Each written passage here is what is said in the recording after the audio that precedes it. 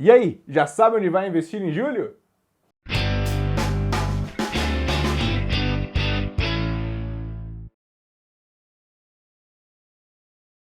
Fala pessoal, tudo certo? Como vocês devem ter percebido, eu não sou o professor Flávio Lemos. Meu nome é Matheus Massari e eu estou substituindo aqui o Flávio, que infelizmente pegou Covid nessa última semana. Mas fiquem tranquilos porque ele está só com sintomas leves e já já ele está de volta. Força, Flavião!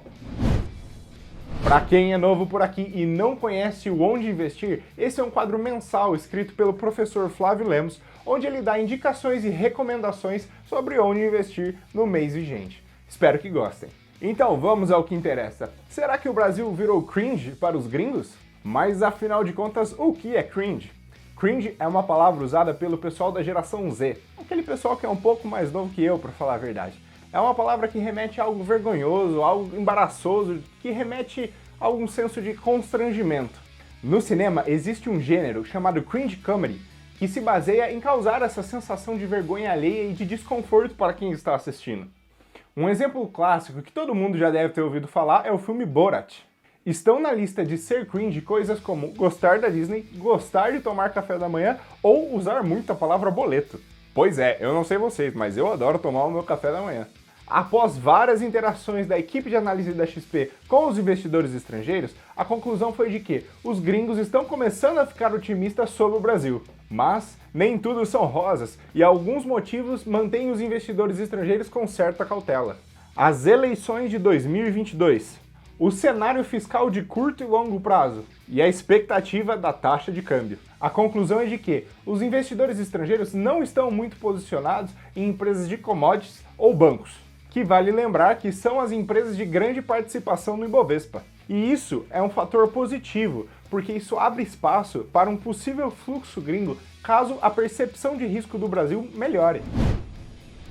Histórias de mercado. O que foi a Merposa? O fim dos anos 60 e o início dos anos 70 foram de intensas movimentações, com muitas empresas abrindo capital e tendo suas ações listadas nos pregões de São Paulo e do Rio de Janeiro. O pano de fundo eram os incentivos que o regime militar concedia para que o setor privado financiasse seu crescimento nas bolsas. Na virada dos anos 70, a corretora de valores Marcelo Leite Barbosa se tornou o ícone de prosperidade econômica nos primeiros anos do regime militar. Para vocês terem uma noção, ela cresceu a ponto de ser considerada a maior do Brasil. E por isso, virou uma espécie de escola para os figurões que mais tarde iriam protagonizar algumas das febres do mercado financeiro brasileiro. Isso das ações dos anos 70 até o overnight dos anos 80. E nesse cenário amador, onde os produtos de investimentos eram muito mais restritos do que são atualmente, Leite Barbosa cativou os pequenos poupadores. Para você ter uma ideia, Marcelo Leite Barbosa publicou em 1970 um anúncio que dizia 100 ou 100 mil ações, nós queremos as suas ordens. O número de IPOs chegou a 254 em 1971, contra os 83 do ano anterior. Pois é, nem nos tempos mais promissores desse século se chegou a algo perto disso. Só por uma questão de comparação, em 2020 nós tivemos 28 IPOs no Brasil. E você deve estar aí se perguntando até quando foi essa festa? Pois é, ela durou até a metade de 1971. Quando a classe média já tinha vendido carros e apartamentos para comparações, a bolha começou a murchar. As movimentações da bolsa eram claramente especulativas. Então ficou famosa a história da correria dos investidores para comprar ações de uma suposta empresa que iria abrir capital chamada Merposa. Esta que nada mais era do que uma sigla para Merda em Pó S.A. A virada do mercado em 71 foi uma paulada dura demais para Marcelo Leite Barbosa. Era hábito da corretora financiar clientes que queriam investir em ações. Porém, como os preços derreteram ao longo dos meses, a maioria ficou devendo. A empresa acabou sofrendo intervenção do Banco Central, fruto de perseguição do regime militar segundo alguns. Então, ela definhou até ser totalmente vendida em 1987. Contudo, as histórias e os personagens forjados na corretora ainda sobrevivem. E agora, sobre o mês de julho. Os ativos de risco operam próximos à estabilidade e mantêm sua tendência positiva.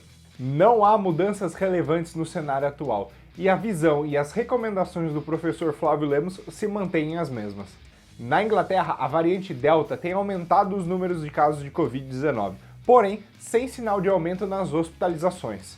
No Brasil, a pandemia dá seus primeiros passos mais concretos em direção ao arrefecimento, com a redução expressiva no número de casos e a queda no número de mortes. Isso tudo indicando ser o efeito da vacina. No mundo, o ambiente para negócios se mostra bastante positivo. Estamos em meio a um boom de M&As.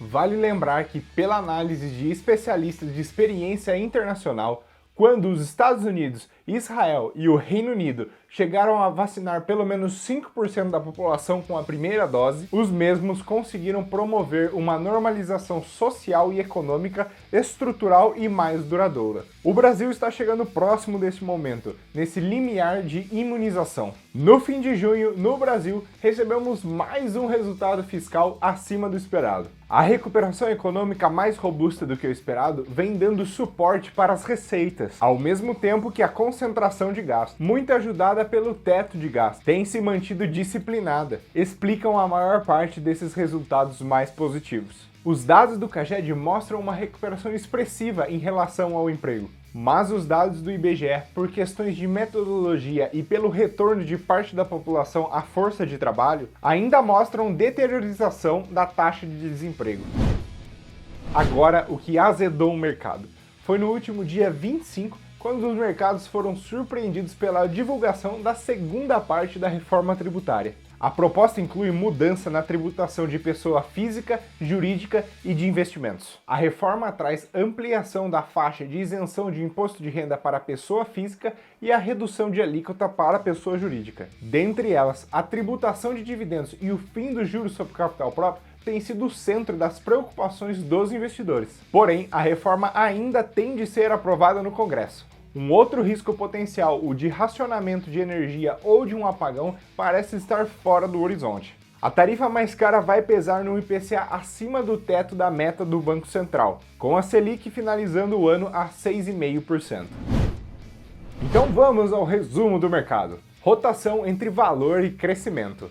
Em 2021, com a reabertura da economia global, as ações mais cíclicas e consideradas de maior valor finalmente começaram a aparecer mais atrativas aos investidores e a terem uma performance melhor. Isso na medida que o mercado ficou animado com a aceleração da vacinação pelo mundo e o forte crescimento econômico esperado. Porém, nas últimas semanas, esse movimento começou a perder um pouco de força, desde que o Federal Reserve adotou uma postura mais dura em relação à taxa de juros dos Estados Unidos. E também com a aceleração de casos de Covid-19 causados pela nova variante Delta. Seguimos otimistas com as commodities, mas é muito importante ficar de olho nesse tema, valor versus crescimento. Rotação para temas de reabertura. Com perspectivas melhorando para o restante do ano, estamos construtivos em relação a nomes ligados à retomada econômica. Setores como financeiro, shopping, educação e varejo físico devem se beneficiar. Trazemos uma lista de ações que continuam atrativas e que podem ver um bom desempenho com essa rotação em direção a temas de reabertura, caso o tema siga ganhando tração. Rotação entre large caps e small caps. Também estamos vendo uma rotação de large caps e small caps acontecendo. No ano, as small caps têm tido uma performance melhor que o Ibovespa. E o target para o Ibovespa em 2021 é de 145.609 pontos, segundo a XP. O ouro e moedas internacionais como o dólar e o euro ficam entre as classes de pior performance, enquanto o real ganhou valor. Os títulos pré-fixados perderam 1,58% no semestre. Os títulos de renda fixas longos sofreram. E a indicação tem sido encurtar os prazos, para não ficar sujeito ao vai e vem que as eleições presidenciais de 2022 podem ditar aos ativos. Eu sou o Mati Massari e esse foi o Onde Investir em Julho. Muita saúde a todos e ótimos investimentos!